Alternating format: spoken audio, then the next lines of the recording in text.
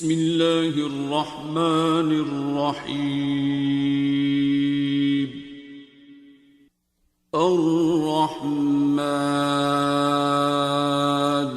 نہایت مہربان، علم القرآن جس نے قرآن کی تعلیم دی، خلق الانسان علمہ البیان اسی نے انسان کو پیدا کیا اور اسے بولنا سکھایا۔ الشمس والقمر بحسبان سورج اور چاند ایک حساب کے پابند ہیں۔ والنجم والشجر يسجدان اور تارے اور درخت سجدہ ریز ہیں۔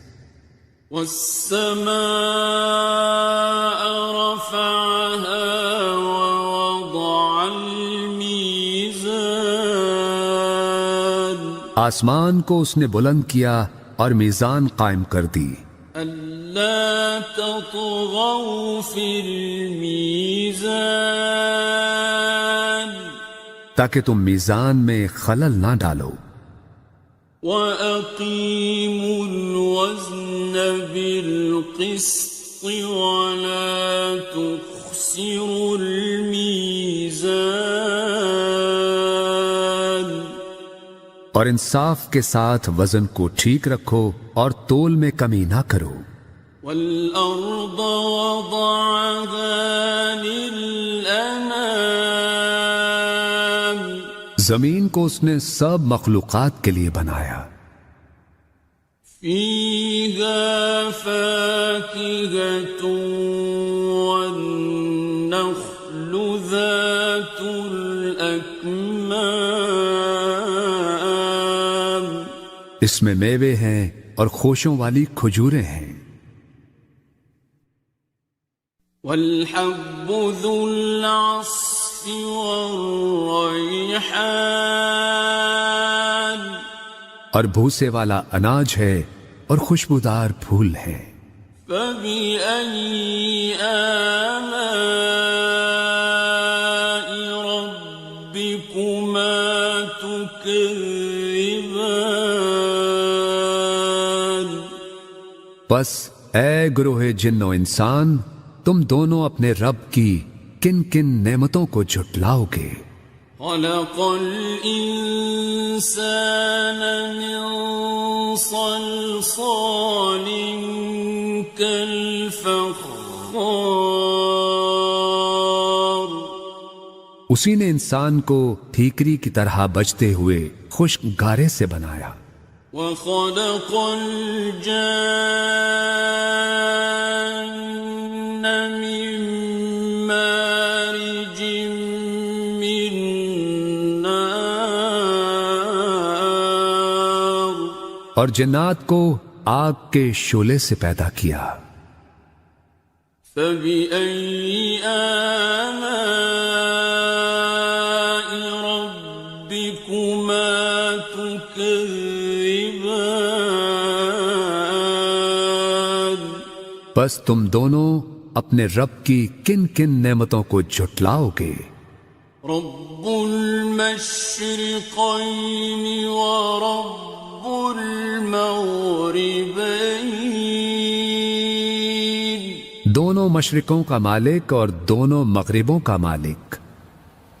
فبأي آلاء ربكما تكذبان بس تم اپنے رب کی کن کن نعمتوں کو جھٹلاؤ گے۔ مرج البحرين يلتقيان اسی نے دو سمندر رواں کیے جو باہم مل جاتے ہیں، بينهما برزخ لا يبغيان ان دونوں کے درمیان ایک آڑ ہے اور وہ اپنی حد سے تجاوز نہیں کرتے۔ فبأي آلاء ربكما تكذبان؟ پس تم اپنے رب کی کن کن نعمتوں کو جھٹلاؤ گے؟ يخرج منهما اللؤلؤ والمرجان۔ ان دونوں سمندروں سے موتی اور مونگے نکلتے ہیں۔ فبأي آلاء ربكما تكذبان؟ پس تم اپنے رب کی کن کن نعمتوں کو جھٹلاؤ گے؟ وَلَهُ الْجَوَارِ الْمُنشَآتُ فِي الْبَحْرِ كَالْأَعْلَامِ۔ اور یہ جہاز اسی کے ہیں جو سمندر میں پہاڑوں کی طرح اونچے اٹھے ہوئے ہیں، اور اسی کے ہیں جہاز سمندر میں اونچے کھڑے ہوئے جیسے پہاڑ۔ فبأي آلاء ربكما تكذبان؟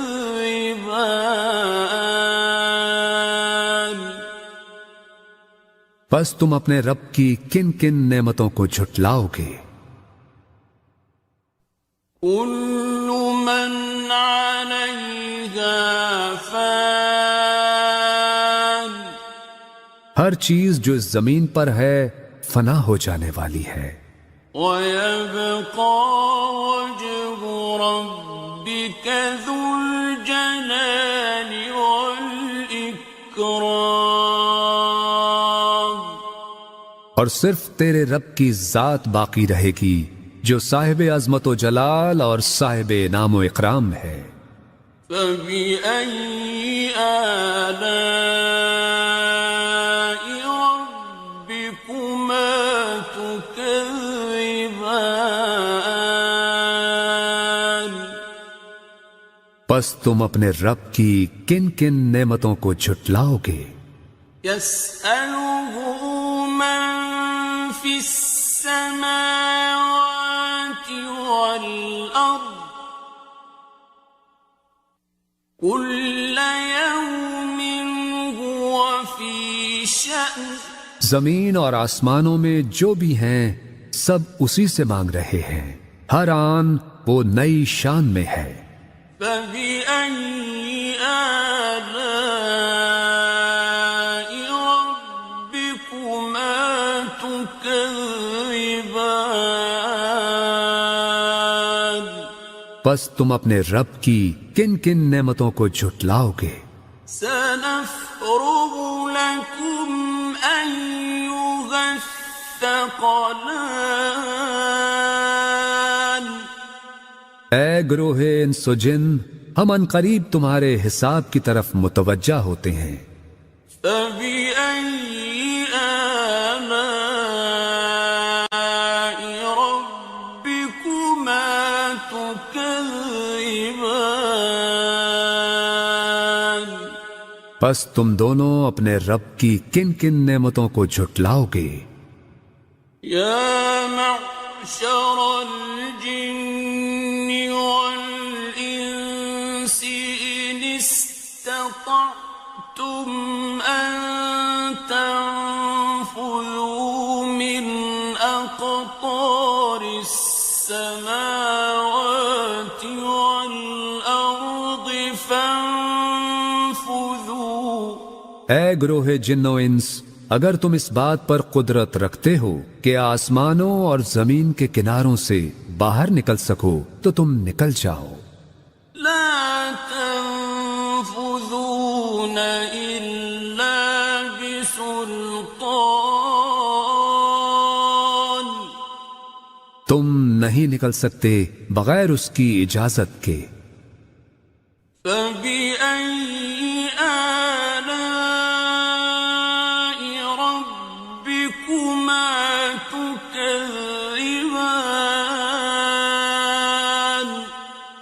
پس تم دونوں اپنے رب کی کن کن نعمتوں کو جھٹلاؤ گے؟ يرسل عليكما شواظ من نار ونحاس فلا تنتصران تم دونوں پر آگ کے خالص شعلے بھیج دیے جائیں گے اور دھواں، اور تم دونوں ان سے بچ نہ سکو گے۔ فَبِأَيِّ آلَاءِ رَبِّكُمَا تُكَذِّبَانِ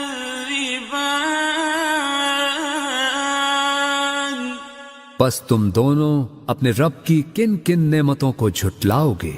فَإِذَا انشَقَّتِ السَّمَاءُ فَكَانَتْ وَرْدَةً كَالدِّهَانِ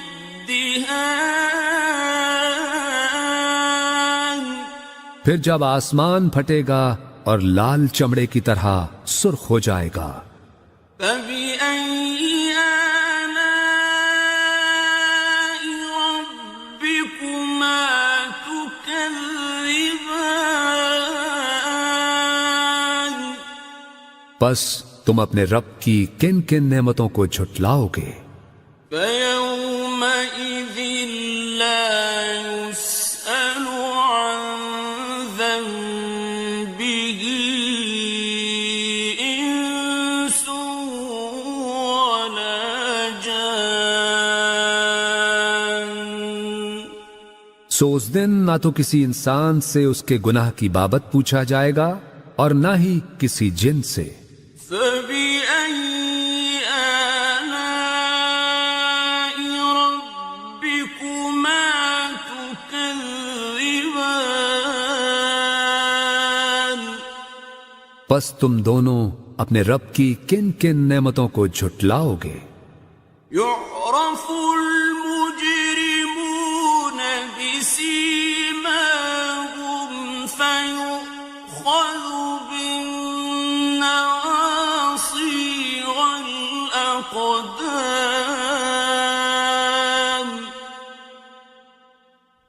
مجرم اپنے چہروں سے پہچان لیے جائیں گے اور انہیں پیشانی کے بال اور پاؤں سے پکڑ پکڑ کر گھسیٹا جائے گا۔ فَبِأَيِّ آلَاءِ رَبِّكُمَا تُكَذِّبَانِ پس تم اپنے رب کی کن کن نعمتوں کو جھٹلاؤ گے؟ هَٰذِهِ جَهَنَّمُ الَّتِي يُكَذِّبُ بِهَا الْمُجْرِمُونَ یہی ہے وہ دوزخ جسے مجرم لوگ جھٹلایا کرتے تھے۔ يَطُوفُونَ بَيْنَهَا وَبَيْنَ حَمِيمٍ آنٍ اور وہ اس میں اور کھولتے گرم پانی میں گھومتے پھریں گے۔ فَبِأَيِّ آلَاءِ رَبِّكُمَا تُكَذِّبَانِ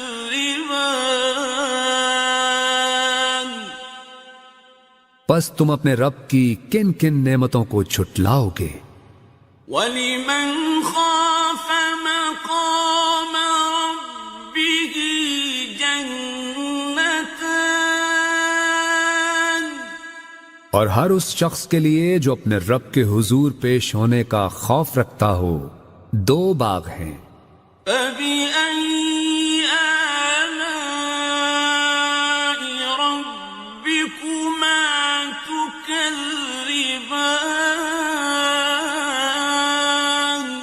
پس تم اپنے رب کی کن کن نعمتوں کو جھٹلاؤ گے؟ ذَوَاتَا أَفْنَانٍ جو دونوں سرسبز و شاداب گھنی شاخوں والے ہیں۔ فَبِأَيِّ آلَاءِ رَبِّكُمَا تُكَذِّبَانِ پس تم اپنے رب کی کن کن نعمتوں کو جھٹلاؤ گے؟ فيهما عينان تجريان ان دونوں میں دو چشمے بہہ رہے ہیں، فبأي آلاء ربكما تكذبان پس تم اپنے رب کی کن کن نعمتوں کو جھٹلاؤ گے؟ فيهما من كل فاكهة زوجان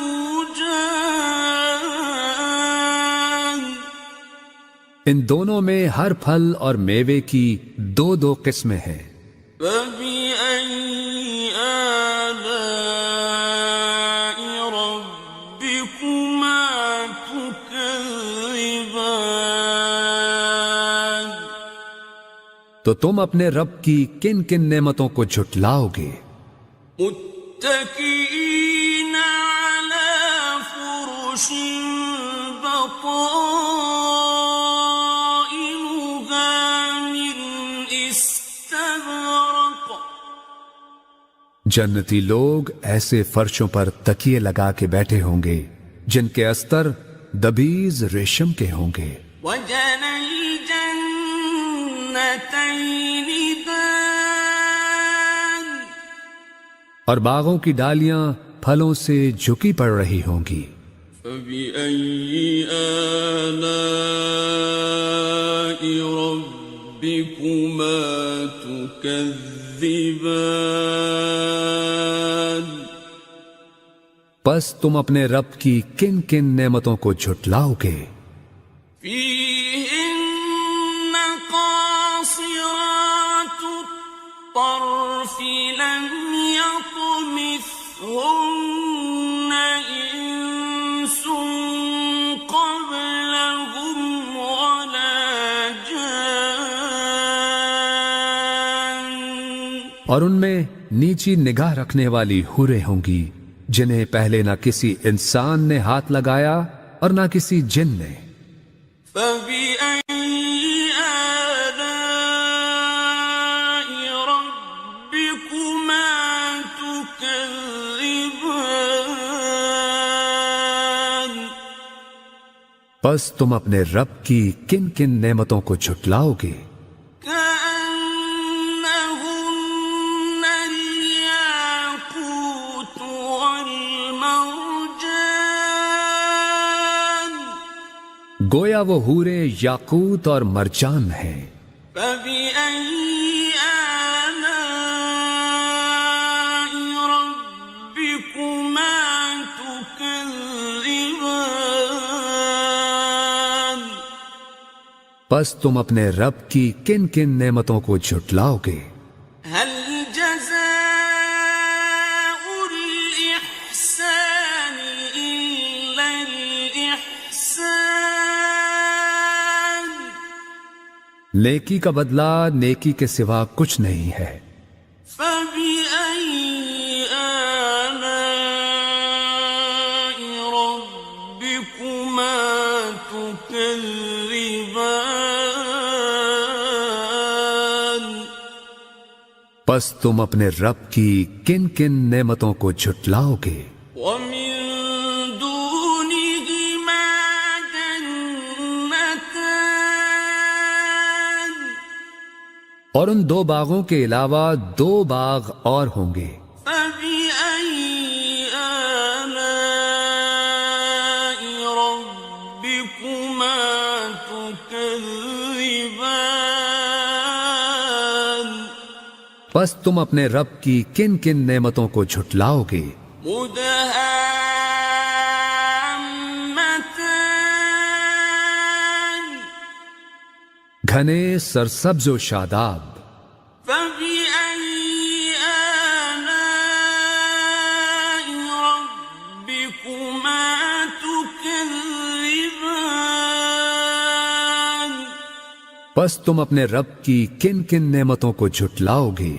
فيهما عينان نضاختان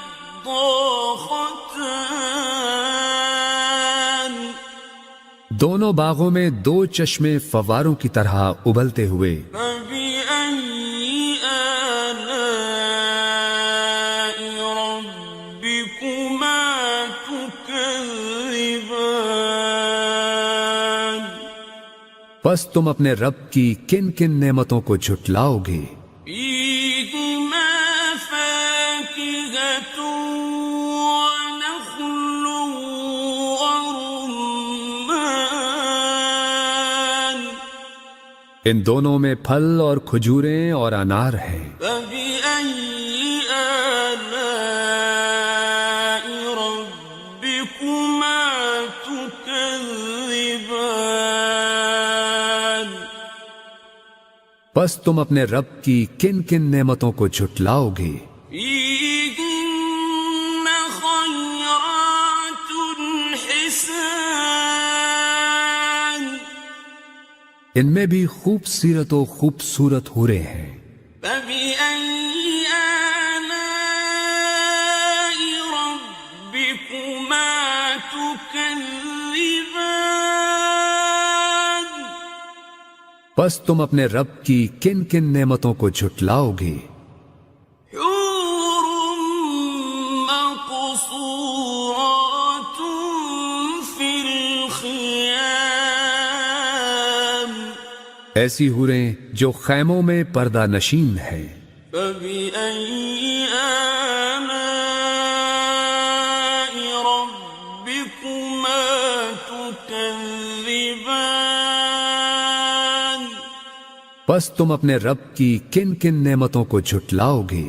لم يطمثهن إنس قبلهم ولا جان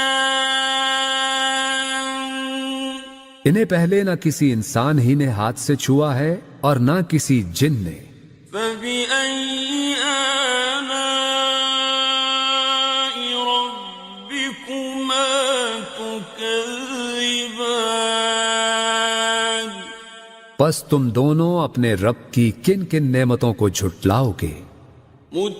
متكئين على رفرف خضر وعبقري حسان اہل جنت سبز قالینوں پر اور نادر و نفیس بچھونوں پر تکیے لگائے بیٹھے ہوں گے.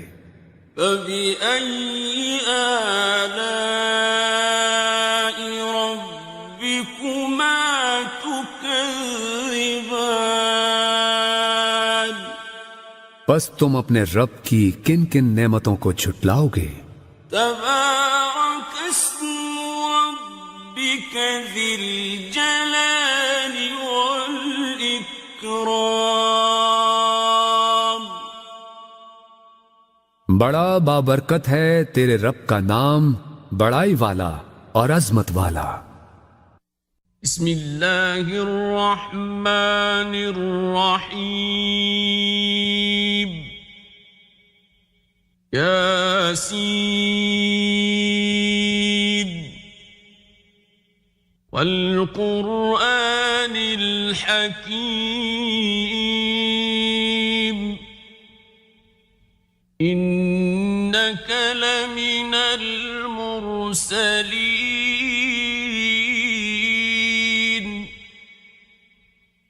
على صراط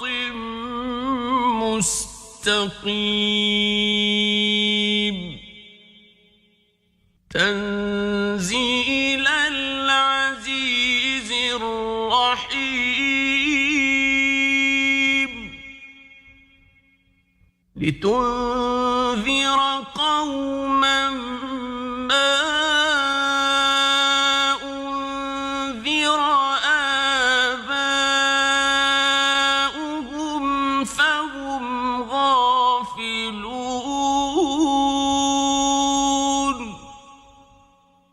لقد حق القول على أكثرهم فهم لا يؤمنون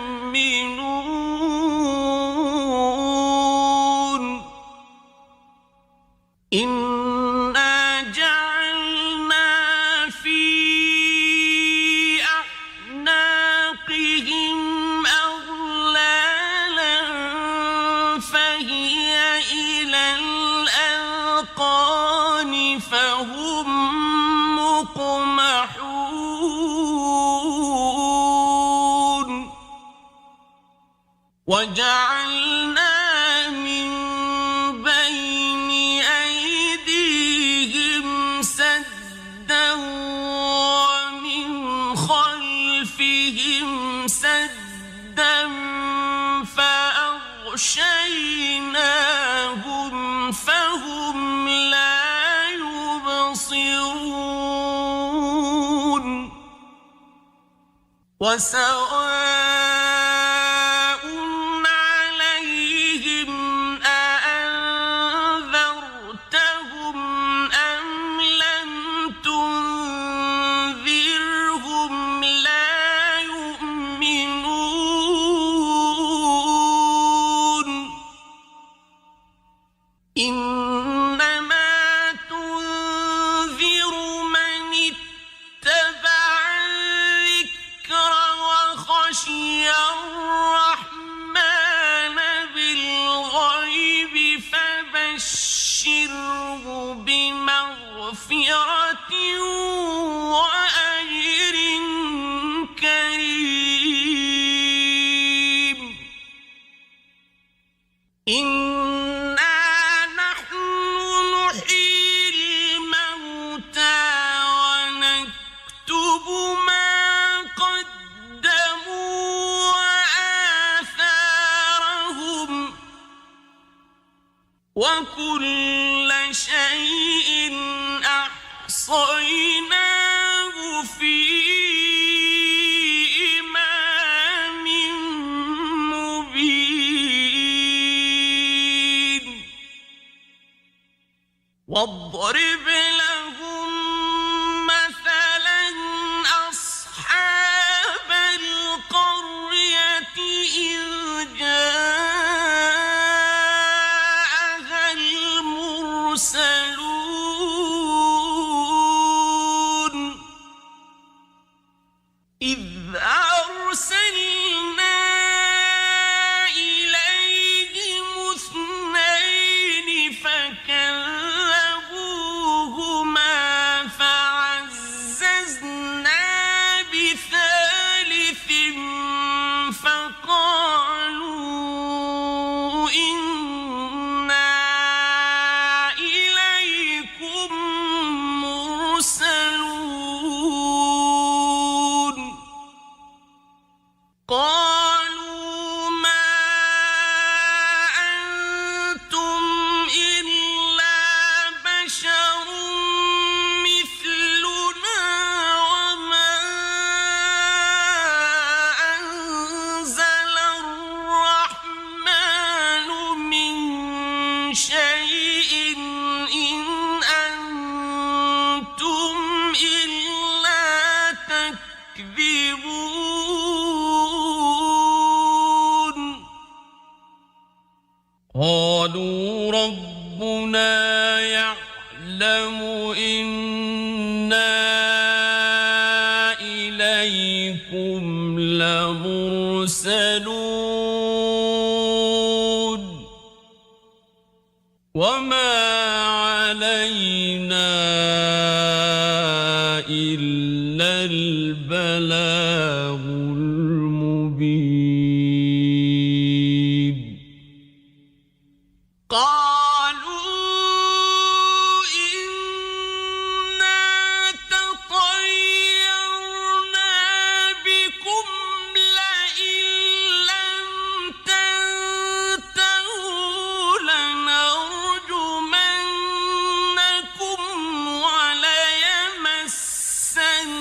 وليمسنكم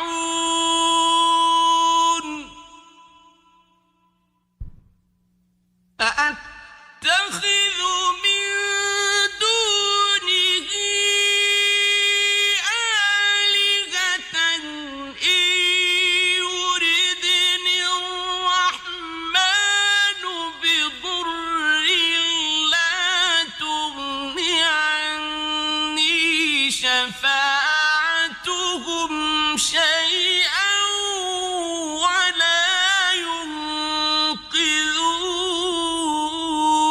ينقذون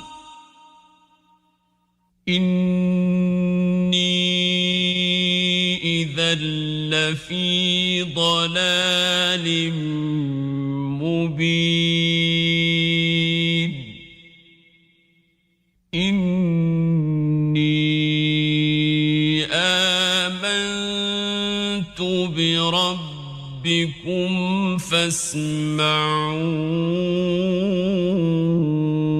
فاسمعون قيل ادخل الجنة قال يا ليت قومي يعلمون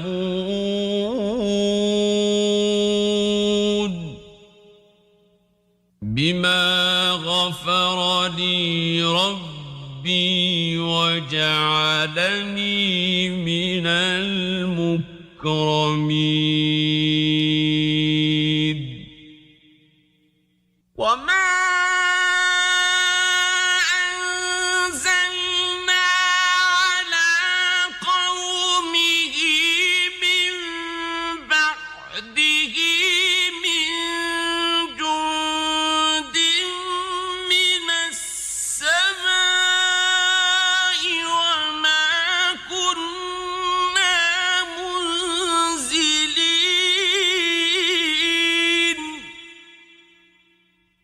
إن كانت إلا صيحة واحدة فإذا هم خامدون يا حسرة على العباد ما يأتيهم من رسول إلا كانوا به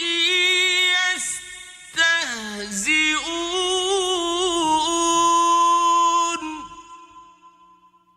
ألم يروا كم أهلكنا قبلهم من القرون أنهم إليهم لا يرجعون وإن كل لما جميع لدينا محضرون وآية لهم الأرض الميتة أحييناها وأخرجنا منها حبا فمنه يأكلون وجعلنا فيها جنات من نخيل وأعناب وفجرنا فيها من العيون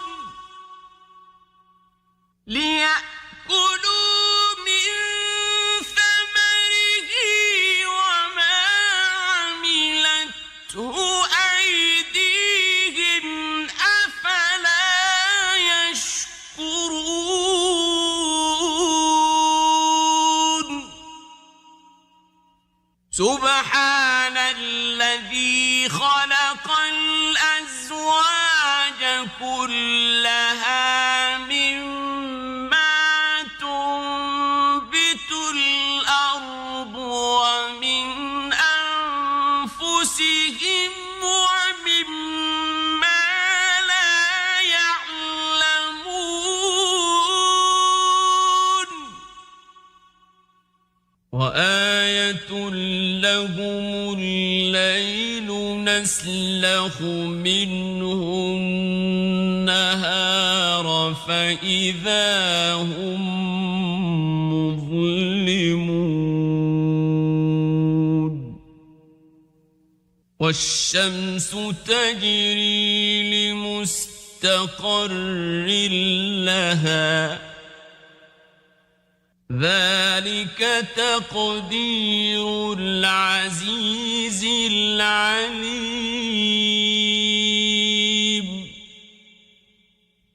والقمر قدرناه منازل حتى عاد كالعرجون القديم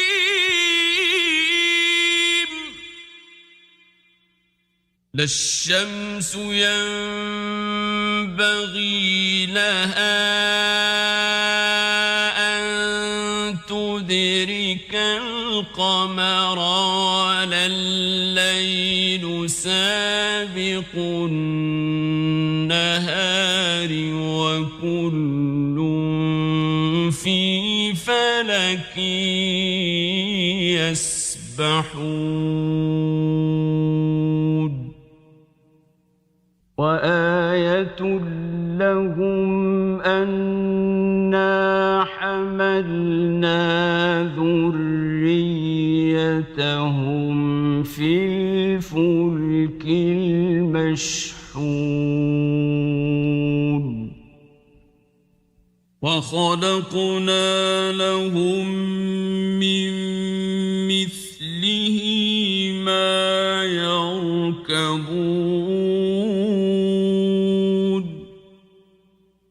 وإن نشأ نغرقهم فلا صريخ لهم ولا هم ينقذون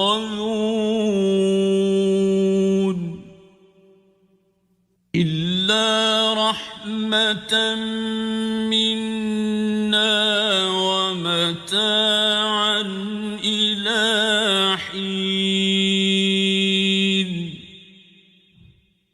وإذا قيل لهم اتقوا ما بين أيديكم وما خلفكم لعلكم ترحمون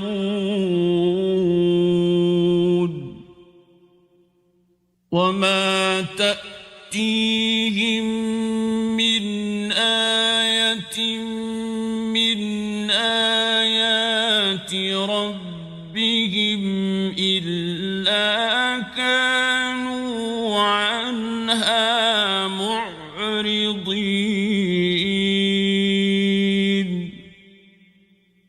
وإذا قيل لهم أنفقوا مما رزقكم الله قال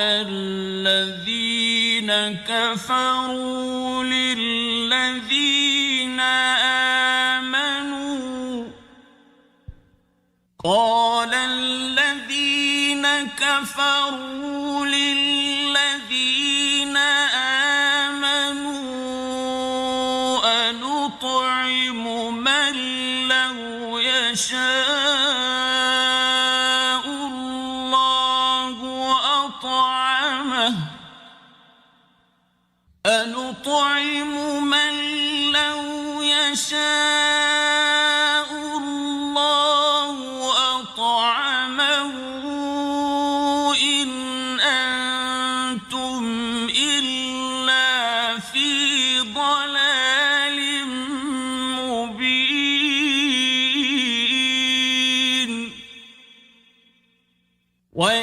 ويقولون متى هذا الوعد إن كنتم صادقين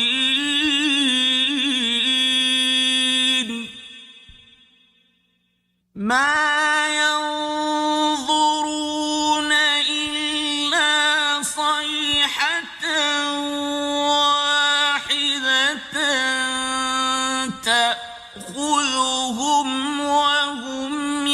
يخصمون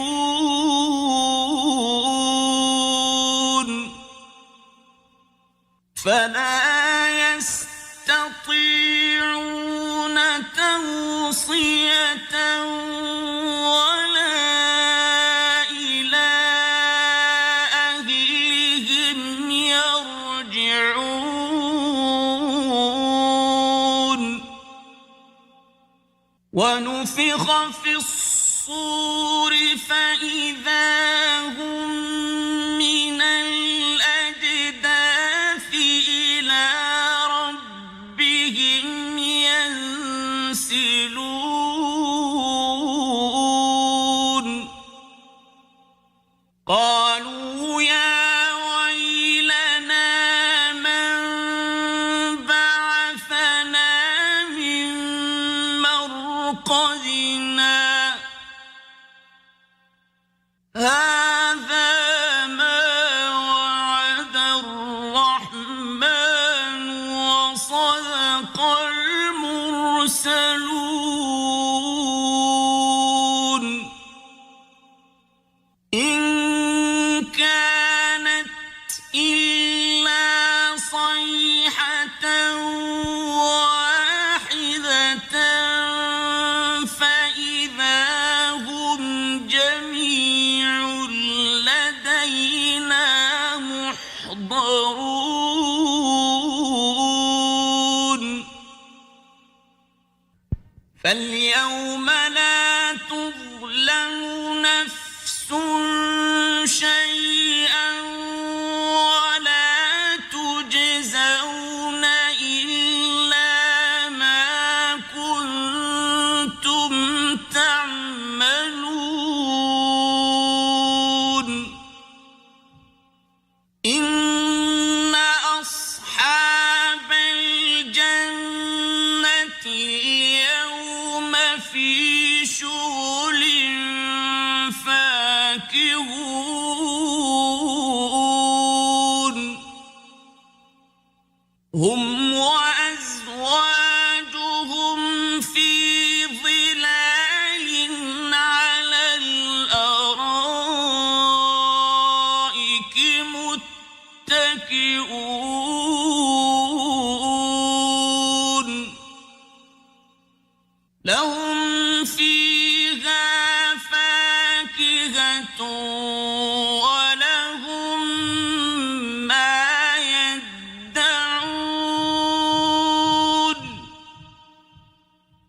سلام قولا من رب رحيم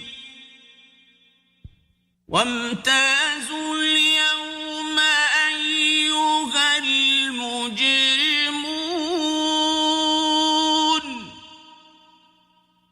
ألم أعهد إليكم يا بني آدم ألا تعبدوا الشيطان إنه لكم عدو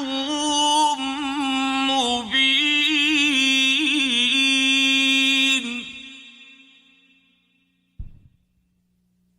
وأن اعبدوني هذا صراط مستقيم ولقد أضل منكم جبلا كثيرا أفلم تكونوا تعقلون هذه جهنم التي كنتم توعدون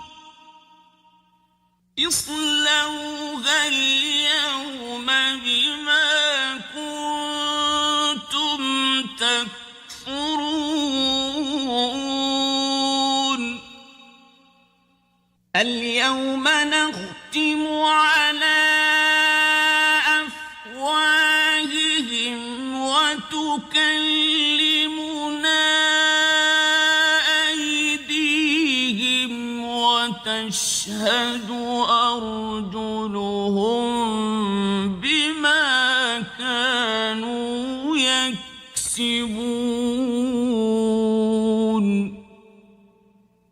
ولو نشاء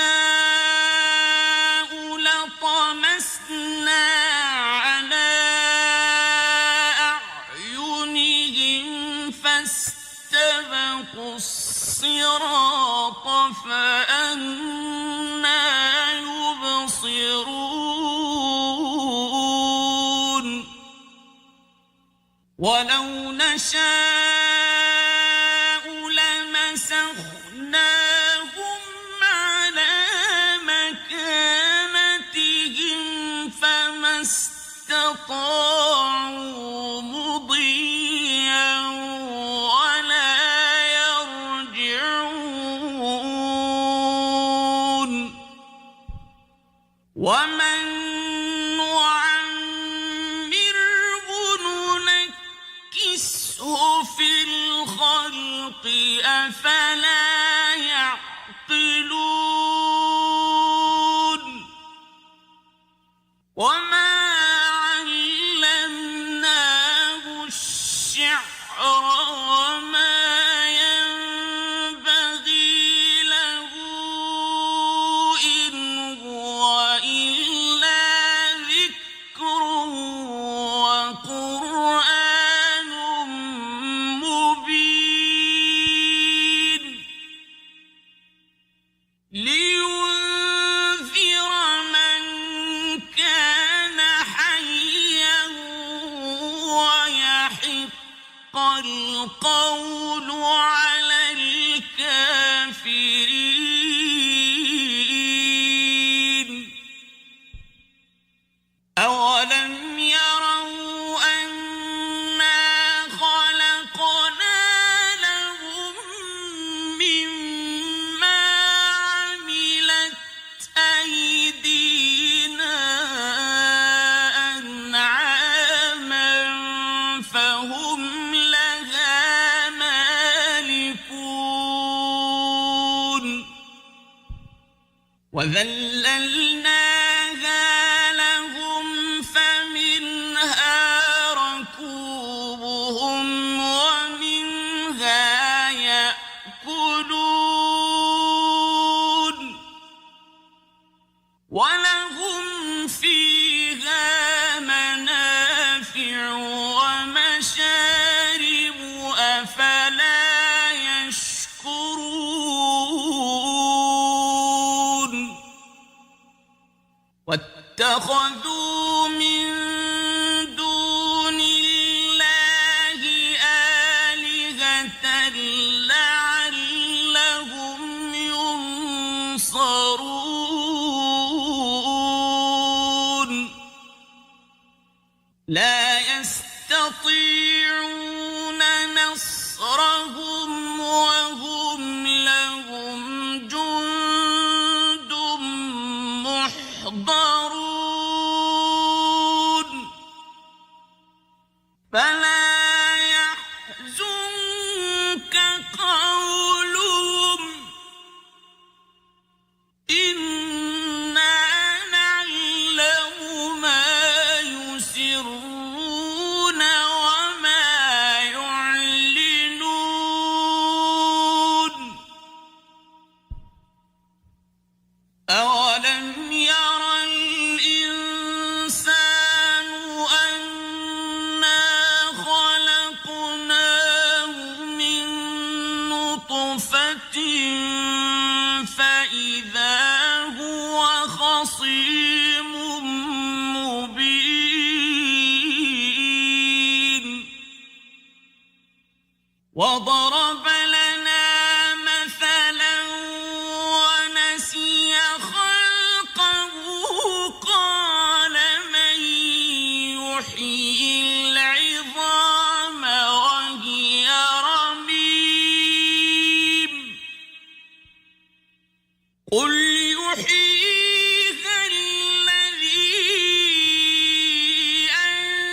أنشأها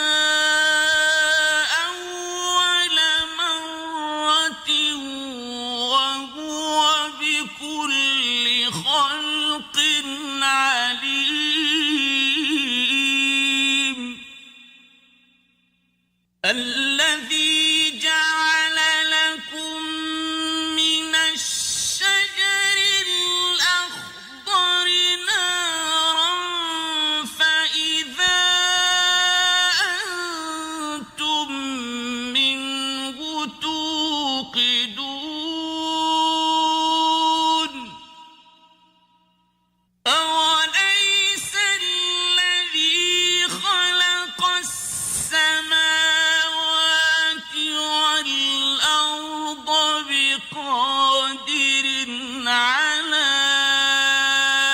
أن يخلق مثلهم بلى وهو الخلاق العليم إنما أمره إذا أراد شيئا أن يقول له كن فيكون فسبحان الذي بيده ملكوت كل شيء وإليه ترجعون